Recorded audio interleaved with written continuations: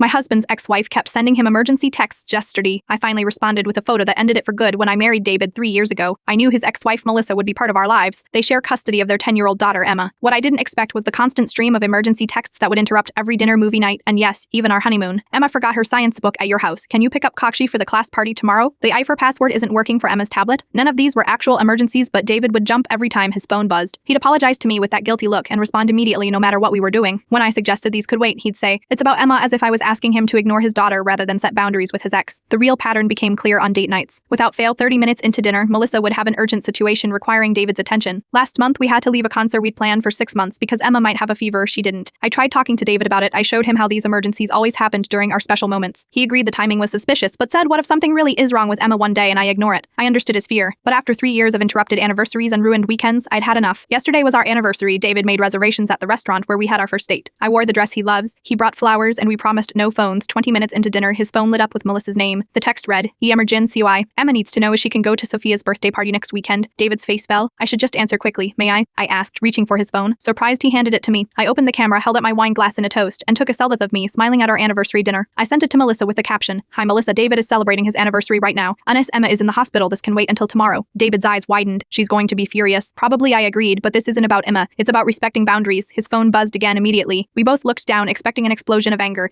Instead, the message read, "Sorry to interrupt. Have a nice evening." David stared at the screen in disbelief. That's it? No guilt trip? No follow-up emergency? Sometimes people need to see their behavior reflected back at them, I said. And sometimes they need to know someone's finally set a boundary. We enjoyed the rest of our dinner uninterrupted. The first time in 3 years. This morning, David texted Melissa to establish regular check-in times for non-emergency matters regarding Emma. Sometimes the most powerful photo isn't one that captures a perfect moment, but one that finally draws a clear line in the sand.